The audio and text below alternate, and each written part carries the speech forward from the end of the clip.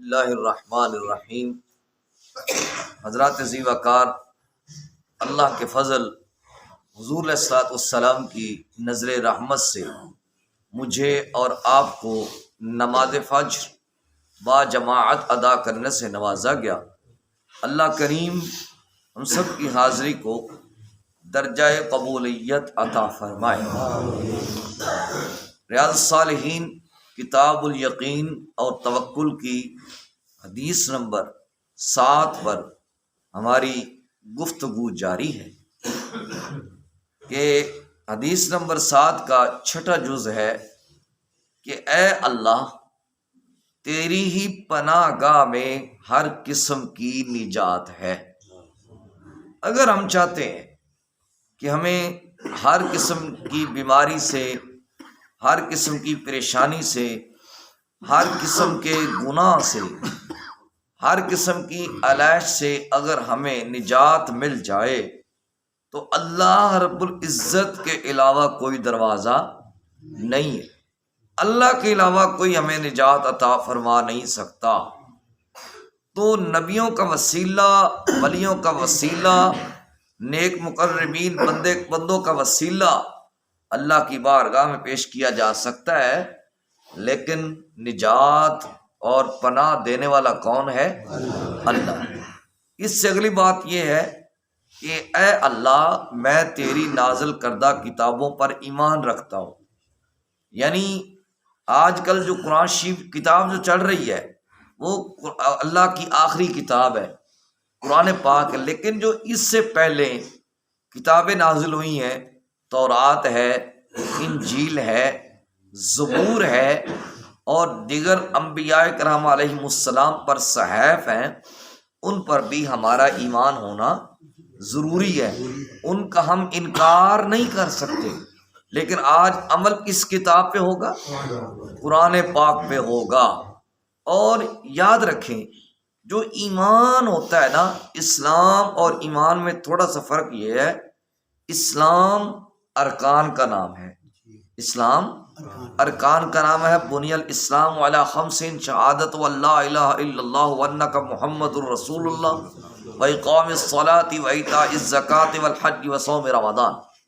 اسلام یہ ہے کہ تو اس بات کی گواہی دے کہ اللہ کے علاوہ کوئی معبود نہیں، محمد صلی اللہ علیہ وسلم اللہ کے رسول ہیں، اس کے خاص بندے ہیں، اور نماز قائم کر اور زکوٰۃ ادا کر، اور طاقت ہے تو حج بیت اللہ کر، اور رمضان المبارک کے روزے رکھ۔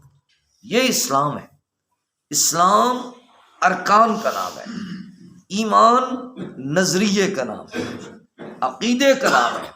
یعنی ارکان کے ساتھ ساتھ ہمارا اللہ کی ذات پہ، اللہ کی نازل کردہ کتابوں پہ، اللہ کے رسولوں پر، اللہ کے نبیوں پر ایمان کا پختہ ہونا ضروری ہے۔ لیکن آج اگر ہم ایمان رکھیں گے، جس کا کلمہ بلند کریں گے اور جس کے طریقے پہ عمل کریں گے، وہ محض نبی کریم صلی اللہ علیہ وسلم کی ذات والا صفات ہے، کیونکہ حضور کی آمد سے تمام ادیان باطل کر دیے گئے، ختم کر دیے گئے، اور حضور کا جو دین ہے، دین اسلام ہی تمام ادیان پر غالب ہے۔ اگلا جز ہے، آقا دو عالم صلی اللہ علیہ وسلم فرماتے ہیں، اگر بندہ وضو کر کے سو گیا، بندہ وضو کر کے سو گیا، تو اگر وہ اس رات کو فوت ہو گیا، اس کا انتقال ہو گیا، تو وہ فطرت اسلامیہ پر فوت ہوا، فطرت اسلامیہ پر فوت ہوا۔ ویسے بھی تجربہ کر کے دیکھ لیں کہ اگر ہم وضو کر لیتے ہیں تو ہماری جو توجہ ہے وہ گناہوں کی طرف کم ہوتی ہے، ہماری زبان پہ ایٹومیٹکلی کلمہ شریف، قرآن پاک کی کوئی آیا پاک اور درود شریف اور دیگر جو وظائف ہیں وہ جاری ہو جاتے ہیں۔ یہ وضو کی برکت ہے، یہ وضو کی برکت ہے۔ اگر میں سو جاؤں جناب، فیس بک کا استعمال کرتے کرتے، واٹس ایپ کا استعمال کرتے کرتے، مجھے پتہ ہی نہ ہو میں کیا کیا سن کے سو گیا ہوں، پھر صبح اٹھ کے مولوی صاحب سے پوچھتے ہیں، مجھے جی رات کو ڈراؤنے خواب آتے ہیں، بھائی کیا کر کے سوئے تھے؟ جو وہ عشاء کی نماز تو نہیں پڑھی تھی، وہ بس نیٹ پہ دیکھا تھا، فیس بک دیکھتا دیکھتا سو گیا۔ بھئی اور تیری خواب میں قرآن آتا؟ تیری خواب میں اور کیا آتا؟ تیری خواب میں اللہ کے ولی آتے؟ تیری خواب میں اللہ کے نیک بندے آتے؟ تیری خواب میں ڈرونی شکلیں ہی آنی تھی، کیونکہ تو کوئی اچھا کام کر کے تو سویا نہیں۔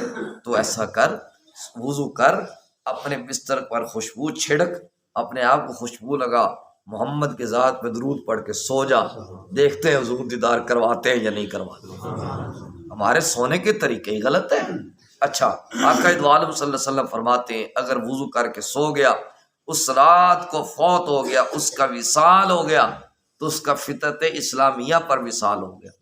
اگر وہ زندہ ہو گیا، اگر اس نے صبح کر لی، تو آقا دو عالم صلی اللہ علیہ وسلم فرماتے ہیں وہ تمام قسم کی بھلائیاں پائے گا، تمام قسم کی بھلائیاں پائے گا۔ بھائیو، ہمارے لیے کتنی راہیں ہیں اور کتنے آسان عمل ہیں بخشش کے، لیکن ہم کرنے کو تیار نہیں ہیں۔ اللہ کا پروگرام تو یہ کہ اللہ بندوں کو بخش دے، تو اللہ پاک سے التجا ہے اللہ پاک مجھے اور آپ کو اس حدیث پہ عمل کرنے کی توفیق عطا فرمائے۔ صلی اللہ تعالی علی حبیبہ الاعلی سید الانبیاء محمد وعلی آلہ و اصحابہ اجمعین برحمتک یا ارحم الراحمین۔